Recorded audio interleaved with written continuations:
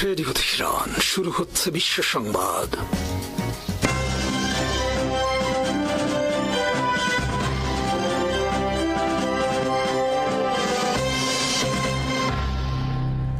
শুরুতেই সংবাদ শিরোনাম।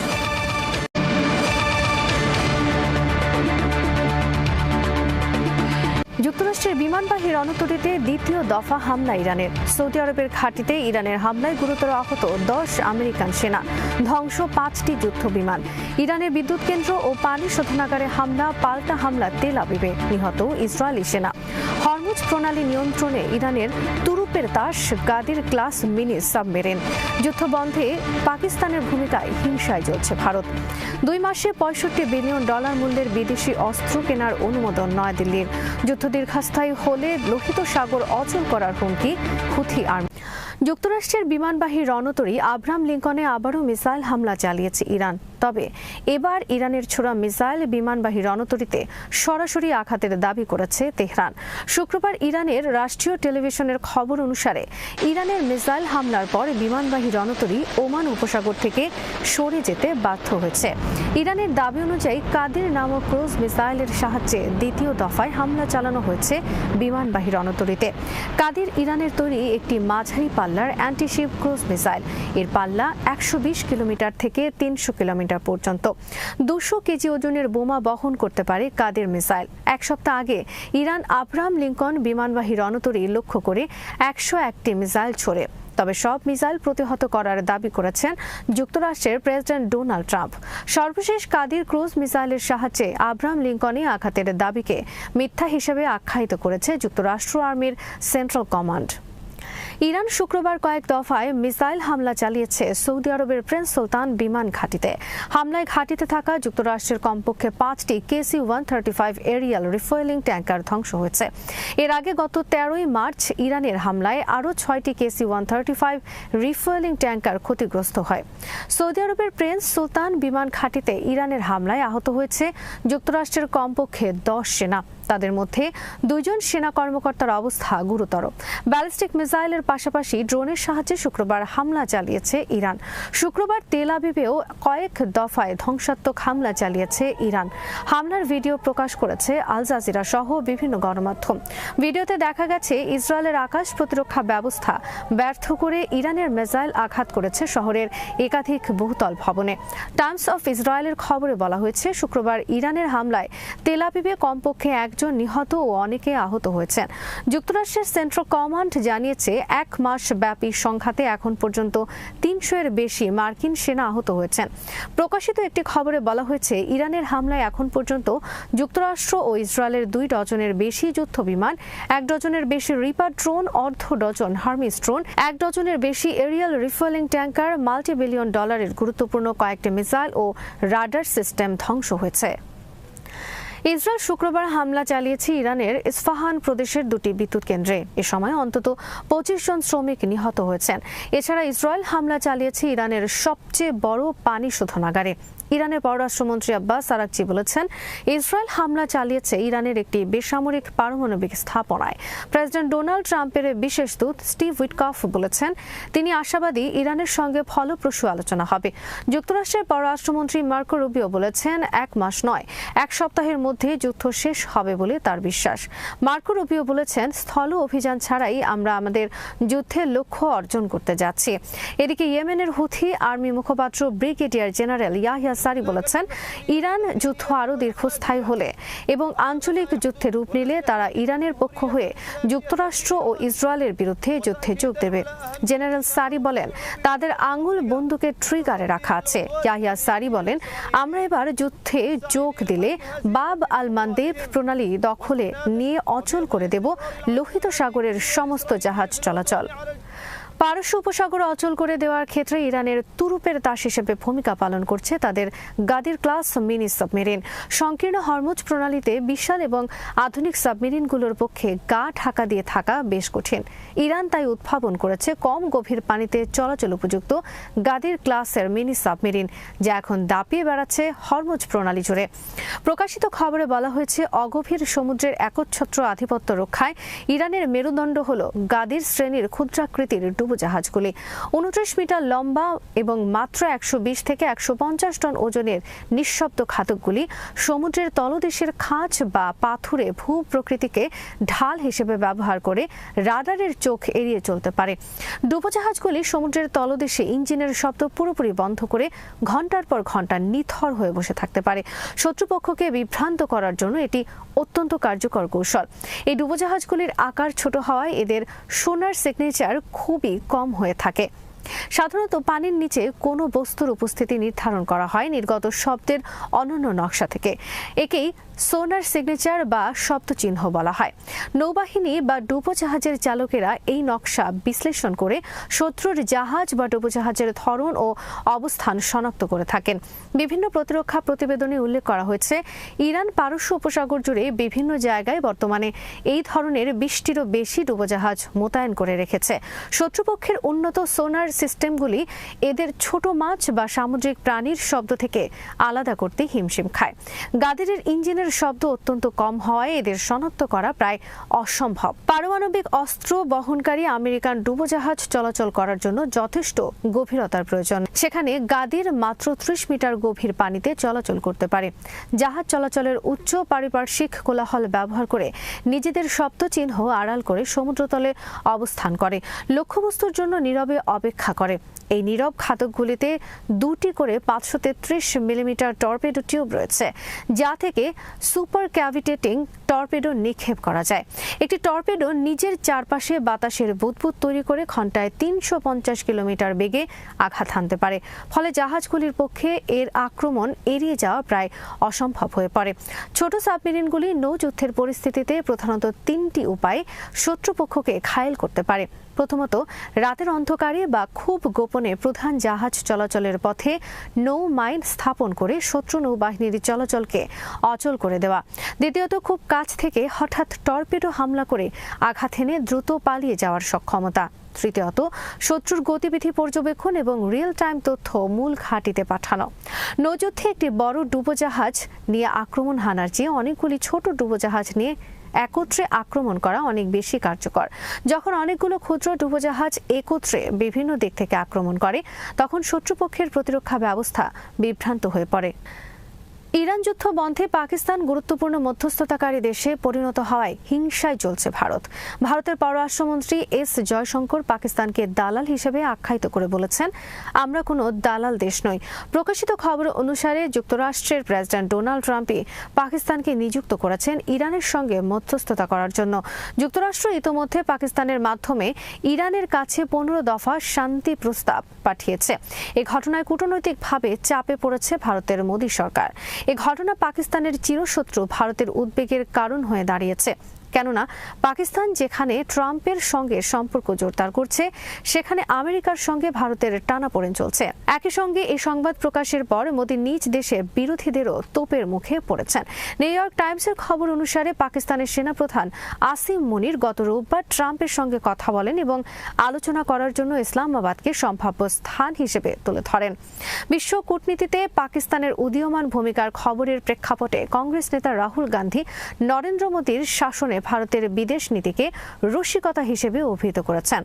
রাহুল গান্ধী বলেন, আমাদের বিদেশ নীতি হলো প্রধানমন্ত্রী মোদীর ব্যক্তিগত বিদেশ নীতি। এর ফলাফল আপনি দেখতেই পাচ্ছেন।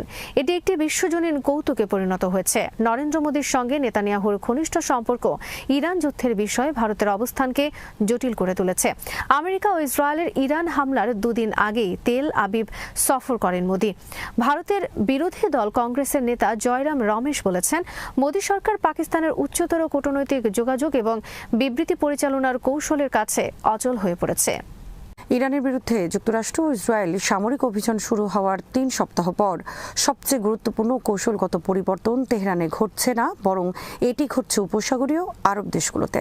এই পরিবর্তন এসেছে রিয়াদ, আবুধাবি, দুবাই এবং দোহায়। এই দেশগুলো ইরানের উপর হামলাকে অপছন্দ করেনি, কিন্তু এই হামলার ফল যে কতটা ভয়াবহভাবে তাদের উপর আঘাত হানবে তা নিয়ে অনুমানও করতে পারেনি। এই যুদ্ধ কিভাবে উপসাগরীয় দেশগুলোর কৌশলগত রূপান্তর ঘটছে তা নিয়ে বিস্তারিত থাকছে নাজমুল হাসানের প্রতিবেদনে।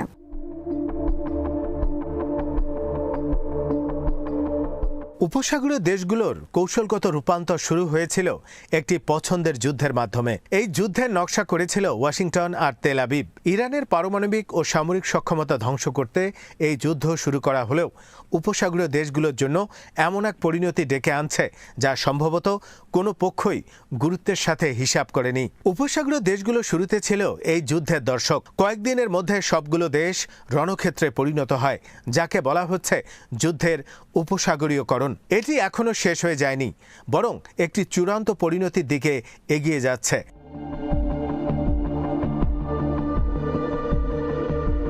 উপসাগরীয় দেশগুলোর নিরাপত্তাহীনতার প্রধান কারণ কেবল ইরান নয়, এই পরিস্থিতির মূলে রয়েছে যুক্তরাষ্ট্র ইসরায়েল সামরিক অভিযান, যা কোনো সুনির্দিষ্ট প্রস্থান পরিকল্পনা বা রাজনৈতিক রোডম্যাপ ছাড়াই শুরু করা হয়েছে।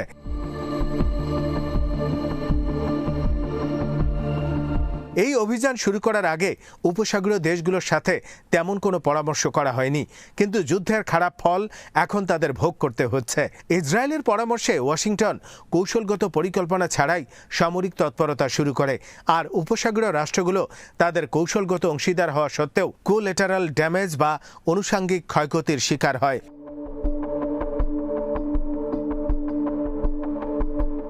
যুদ্ধ শুরু হওয়ার পর ইরানের প্রতিশোধের ভৌগোলিক পরিধি ছিল নজিরবিহীন। ইতিহাসে প্রথমবারের মতো উপসাগরীয় সহযোগিতা পরিষদের 6টি সদস্য রাষ্ট্রই 24 ঘন্টার মধ্যে ইরানের টার্গেটে পরিণত হয়েছে। ইরানের প্রতিশোধ আক্রমণ একদিনের আক্রমণে থেমে থাকেনি। যুক্তরাষ্ট্র ইসরায়েল যতবার ইরানের উপর আঘাত এনেছে, প্রায় প্রতিবার উপসাগরীয় দেশগুলোর উপর প্রতিশোধ হামলা চালিয়েছে। যুদ্ধ যতদিন চলবে, ইরান তা চালিয়ে যাওয়ার সক্ষমতা রাখে, ইতোমধ্যে তা প্রমাণও হয়েছে।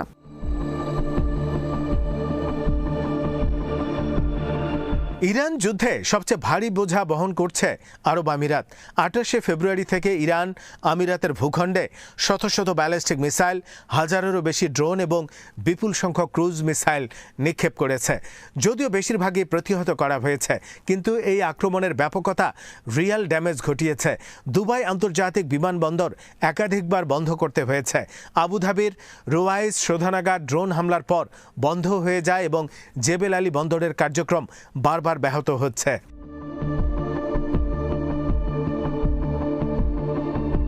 শুধু আরব আমিরাত নয়, কাতার বড় ধরনের ধাক্কার সম্মুখীন হয়েছে।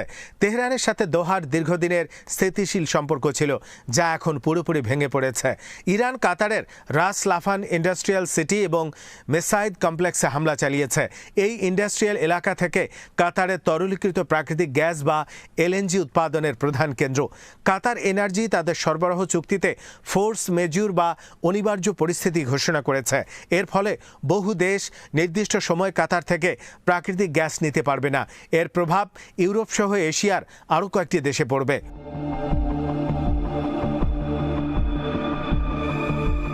সৌদি আরবের শায়বা তেলক্ষেত্র, রাস তানুরা শোধনাগার এবং প্রিন্স সুলতান বিমান ঘাঁটিতে বারবার হামলা হয়েছে।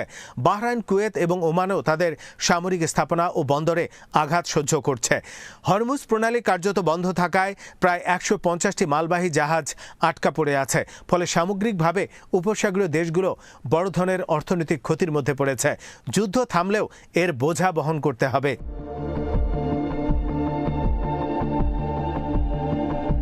গত 2 দশকে উপসাগরীয় দেশগুলোর সবচেয়ে বড় অর্জন ছিল তাদের অর্থনীতি। দুবাই বিশ্বব্যাপী লজিস্টিক ও ফিন্যান্স হাব, কাতার শীর্ষ এলএনজি সরবরাহকারী এবং সৌদি আরব ভিশন 2030 এর মাধ্যমে বিদেশি বিনিয়োগের গন্তব্য। এই যুদ্ধ পরিকল্পিতভাবে সেই কাঠামোকে ধ্বংস করছে। উপসাগরীয় দেশগুলো যেসব ভবিষ্যৎ পরিকল্পনা গ্রহণ করেছিল, তার সব তছনছ হয়ে গেছে।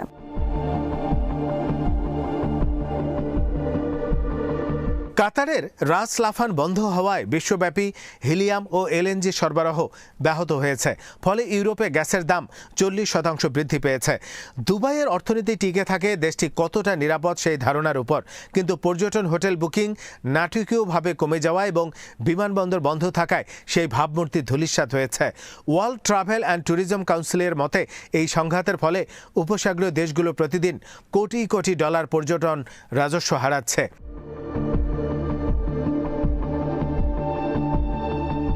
উপসাগরীয় দেশগুলোর নিরাপত্তার মূল ভিত্তি ছিল যুক্তরাষ্ট্রের সামরিক ঘাঁটি থাকলে তারা নিরাপদ থাকবে। বাহরাইনে পঞ্চম নৌবহর বা কাতারের আল উদেইদ ঘাঁটির উপস্থিতি ইরানকে আক্রমণ থেকে বিরত রাখবে বলে ভাবা হয়েছিল, কিন্তু সেই ধারণা এখন ভেঙে চুরমার।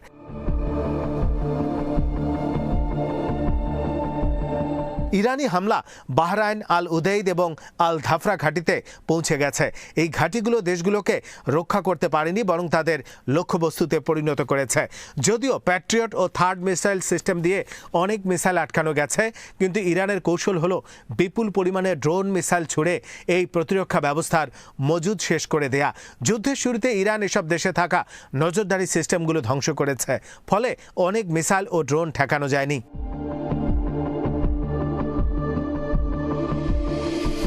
একটি বিষয় স্পষ্ট করা দরকার যে কেবলমাত্র সৌদি আরবেরই ইরানের বিরুদ্ধে পাল্টা লড়াই করার মতো প্রকৃত সামরিক সক্ষমতা আছে। বাহরাইন, কুয়েত বা কাতার পুরোপুরি মার্কিন ব্যবস্থার উপর নির্ভরশীল। মার্কিন রাজনৈতিক ব্যবস্থার উপর ইসরায়েলের প্রভাবের কারণেই এই সংকটের জন্ম দিয়েছে। তুরস্কের পররাষ্ট্রমন্ত্রী হাকান ফিদান সতর্ক করেছেন যে উপসাগরীয় দেশগুলোর কোনো পাল্টা সামরিক পদক্ষেপ এই সংঘাতকে একটি পূর্ণাঙ্গ উপসাগরীয় যুদ্ধে রূপান্তর করবে।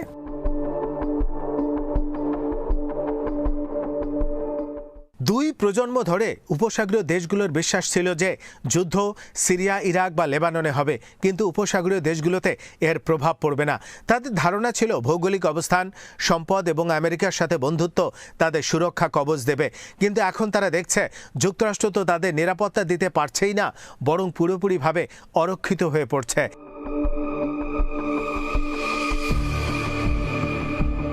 1990 সালের কুয়েত আক্রমণের পর আরব দেশগুলোর এই প্রথম নিরাপত্তা চরম হুমকির মুখে পড়েছে।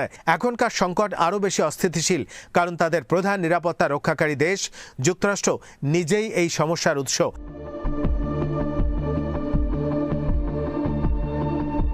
উপসাগরীয় দেশগুলো বর্তমানে নানাবিধ চাপের মাঝে আটকা পড়েছে।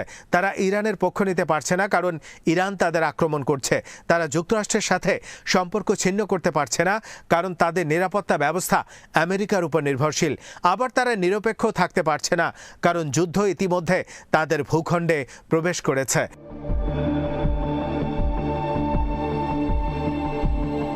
যুদ্ধের এই উপসাগরীয়করণ কতদূর যাবে তা নির্ভর করছে ওয়াশিংটন ও তেল আবিব কতদিন এই অভিযান চালাবে তার উপর।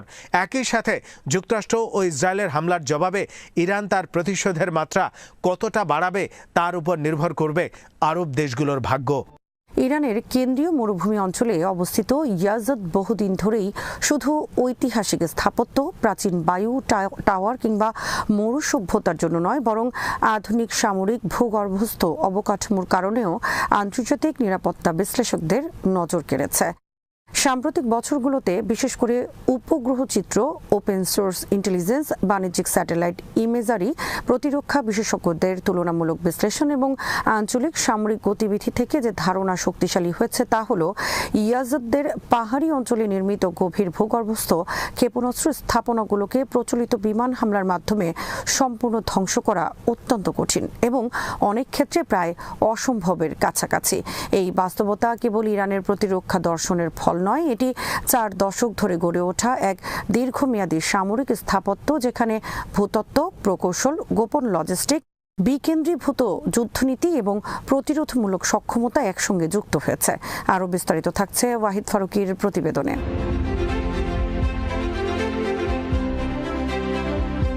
প্রথমে যে বিষয়টি সবচেয়ে গুরুত্বপূর্ণ তা হলো এই ঘাঁটির ভূতাত্ত্বিক অবস্থান।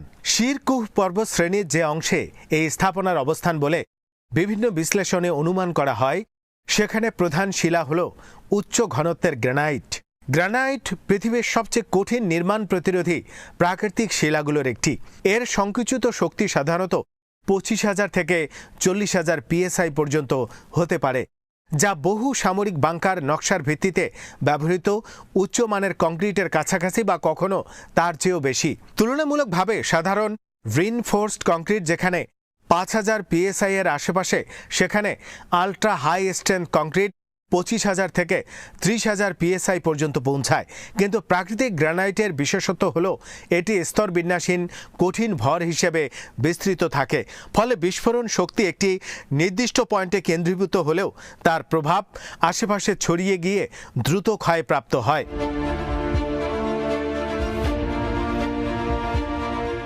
এই কারণে মার্কিন যুক্তরাষ্ট্রের সবচেয়ে শক্তিশালী গভীর অনুপ্রবেশকারী বোমা GBU-57 ম্যাসিভ অর্ডিন্যান্স পেনিট্রেটর সম্পর্কিত আলোচনা সবসময় সামনে আসে। প্রকাশ্য সামরিক তথ্য অনুযায়ী এই বোমা উচ্চতা থেকে নিক্ষেপ করে শক্তিশালী কংক্রিট বা পাথর ভেদ করতে পারে, কিন্তু তার কার্যকর গভীরতা নির্ভর করে উপাদানের ঘনত্ব, কোণ, মাটির প্রকৃতি, বিস্ফোরণের পূর্বের গতিশক্তি এবং বহু আঘাতের পুনরাবৃত্তির উপর। বিভিন্ন প্রতিরক্ষা গবেষণা নির্দেশ করে যে খুব কঠিন শিলায় এর অনুপ্রবেশ সাধারণত কয়েক মিটার থেকে 10 মিটারের মধ্যে সীমাবদ্ধ থাকে। আদর্শ পরিস্থিতি ছাড়া আরও কম হতে পারে। যদি কোনো স্থাপনার কার্যকর অপারেশনাল কক্ষ 400 থেকে 500 মিটার মাটির নিচে অবস্থান করে, তাহলে একক বোমা নয়, ধারাবাহিক বহু আঘাতেও কেবল উপরের স্তর ক্ষতিগ্রস্ত করতে পারে, কিন্তু মূল কোর অবকাঠামো পর্যন্ত পৌঁছানো অত্যন্ত কঠিন হয়ে যায়।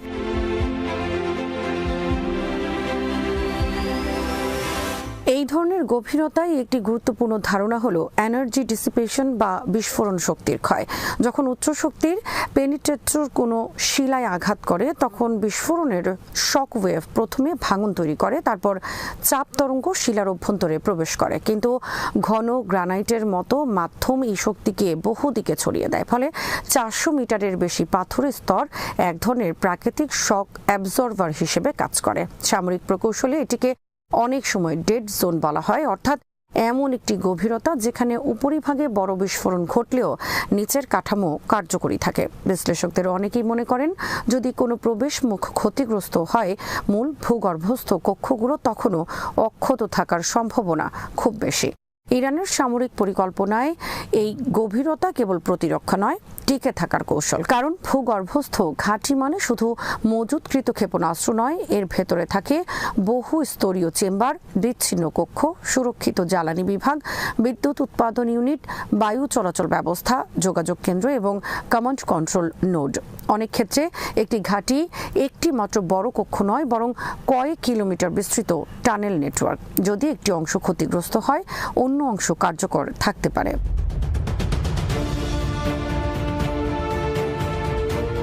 এই নকশার আরেকটি গুরুত্বপূর্ণ উপাদান হলো এটির বহু এক্সিট বা বহুমুখী নির্গমন পথ।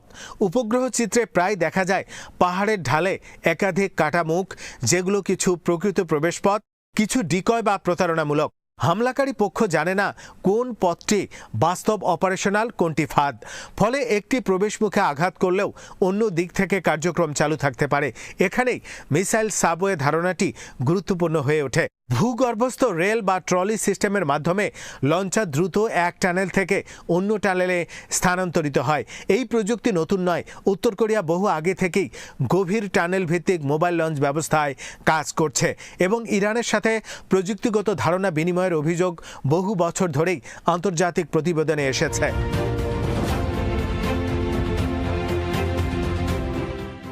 যদি একটি মোবাইল লঞ্চার ভেতর থেকে বের হয়, ভূপৃষ্ঠে এসে উৎক্ষেপণ করে এবং মিনিটের মধ্যে পুনরায় ভেতরে ফিরে যায়, তাহলে পাল্টা হামলার জন্য যে সময় দরকার তা প্রায়শই যথেষ্ট হয় না। আধুনিক ISR অর্থাৎ ইন্টেলিজেন্স, সার্ভেইলেন্স এবং রেকগনিশন সিস্টেম লঞ্চ শনাক্ত করতে পারে, কিন্তু আঘাত পৌঁছাতে সময় লাগে। এই সময়ের ব্যবধানে ইরানের কৌশলগত সুবিধা, অর্থাৎ লক্ষ্যবস্তু স্থির নয়। লঞ্চার মোবাইল প্রবেশমুখ একাধিক, আর ভেতরের রেলপথ লঞ্চারকে দ্রুত সরিয়ে নেয়।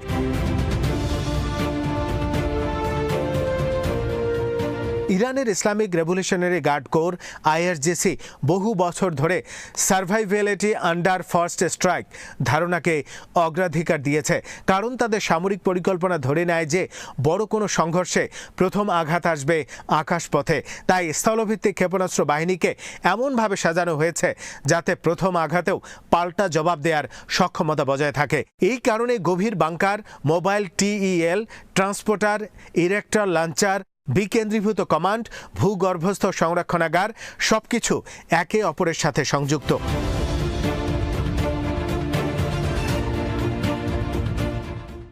গভীর টানেল নির্মাণের আরেকটি চ্যালেঞ্জ হলো বায়ু চলাচল ও চাপ নিয়ন্ত্রণ। 500 মিটার গভীরে মানুষের দীর্ঘমেয়াদী কাজ চালাতে হলে শক্তিশালী বায়ু চলাচল, আর্দ্রতা নিয়ন্ত্রণ, গ্যাস ফিল্টার ব্যাকআপ, বিদ্যুৎ এবং সিল করা এয়ারলক দরজা প্রয়োজন। অর্থাৎ এটি কেবল পাথর কেটে গর্ত নয়, এটি এক ধরনের ভূগর্ভস্থ শিল্পনগরী।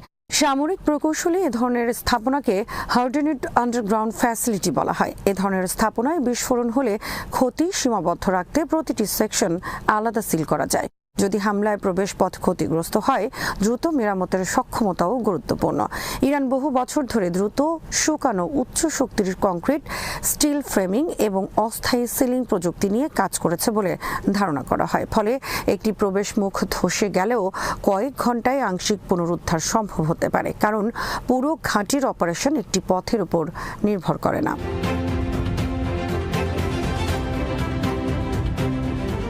আরেকটি বিষয় হলো প্রতারণামূলক স্থাপনা। উপগ্রহ চিত্রে অনেক সময় একই ধরনের পাহাড়ি মুখ, নকল দরজা, ভুয়া রাস্তাঘাট, ডামি কাঠামো তৈরি করা হয় যাতে আক্রমণকারী ভুল লক্ষ্যবস্তুতে আঘাত করে। সামরিক ইতিহাসে এটি বহু ব্যবহৃত কৌশল। ইরানও মরুভূমি অঞ্চলে এই কৌশল ব্যবহার করে আসছে বলে পশ্চিমা বিশ্লেষকরা মনে করেন।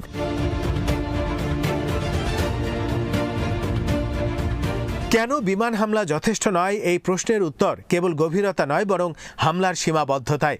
আধুনিক বিমানকে লক্ষ্যবস্তুতে পৌঁছাতে আকাশ প্রতিরক্ষা ব্যবস্থা ভেদ করতে হয়, পুনরায় আক্রমণ চালাতে হয় এবং একই স্থানে বহুবার আঘাত করতে হয়। কিন্তু টার্গেটের প্রকৃত গভীরতা যদি অজানা থাকে, প্রবেশমুখ বহু হয় এবং লঞ্চার ভেতরে সরিয়ে নেওয়া যায়, তাহলে মিশন কিল এবং স্ট্রাকচারাল ডিস্ট্রাকশন এক জিনিস থাকে না। উপরিভাগের ক্ষতি মানেই কৌশলগত সক্ষমতা ধ্বংস নয়।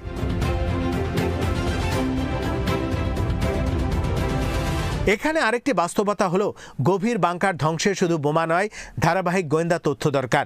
কোথায় প্রধান কমান্ড সেন্টার, কোথায় জ্বালানি ডিপো, কোথায় লঞ্চার, কোথায় ব্যাকআপ টানেল, এসব জানা না থাকলে সবচেয়ে শক্তিশালী বোমাও কাঙ্ক্ষিত ফল দেয় না। তাই OSINT বিশ্লেষণে প্রায় বলা হয়, ভূগর্ভস্থ ঘাঁটি ধ্বংসের চেয়ে তা সাময়িকভাবে ব্যাহত করা অনেক বেশি বাস্তবসম্মত লক্ষ্য। ইরানের কৌশলগত দৃষ্টিকোণ থেকে এই ধরনের ঘাঁটির উদ্দেশ্য সরাসরি যুদ্ধে জেতা নয়, বরং প্রতিপক্ষকে নিশ্চিত করে দেয়া যে প্রথম আঘাতের পরও প্রতিশোধমূলক সক্ষমতা থাকবে। এটাই ডিটারেন্স। যদি প্রতিপক্ষ জানে যে হামলার পরও কিছু ক্ষেপণাস্ত্র বেঁচে যাবে, তবে আক্রমণের রাজনৈতিক মূল্য অনেক বেড়ে যায়।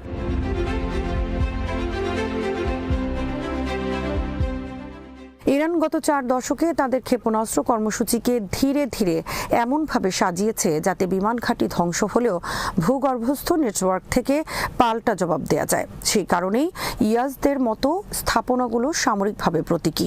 এগুলো কেবল অস্ত্রাগার নয়, বরং স্টেট সার্ভাইভার স্ট্রাকচার।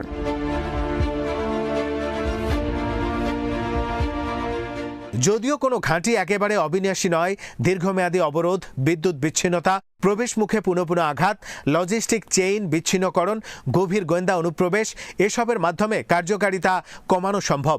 তবুও প্রচলিত একক বিমান হামলা এমন গভীর গ্রেনাইড নির্ভর স্থাপনা সম্পূর্ণ নিশ্চিহ্ন করা অত্যন্ত কঠিন।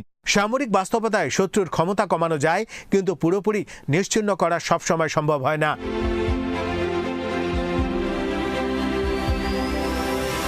সেই কারণে ইয়াজদের ভূগর্ভস্থ ক্ষেপণাস্ত্র অবকাঠামো আজ আন্তর্জাতিক কৌশলগত আলোচনার একটি কেন্দ্রীয় উদাহরণ। কিভাবে ভূতত্ত্ব, দীর্ঘমেয়াদী প্রকৌশল, বহুমাত্রিক টানেল নেটওয়ার্ক, বহুমুখী এক্সিট, মোবাইল উৎক্ষেপণ ব্যবস্থা এবং দ্রুত পুনরুদ্ধার সক্ষমতা মিলিয়ে একটি রাষ্ট্র তার প্রতিরোধ ক্ষমতাকে এমন স্তরে নিয়ে যেতে পারে যেখানে আকাশ থেকে দেখা লক্ষ্যবস্তু আর প্রকৃত শক্তির পূর্ণ মানচিত্র নয়। এই ঘাঁটির প্রকৃত শক্তি দৃশ্যমান কংক্রিটে নয়, বরং অদৃশ্য গভীরতায়, আর সেই গভীরতাই এর মূল প্রতিরক্ষা। শ্রোতা বন্ধুরা, বিশ্ব সংবাদে এই ছিল আমাদের সর্বশেষ আয়োজন। সঙ্গে থাকার জন্য আপনাদের সবাইকে অসংখ্য ধন্যবাদ।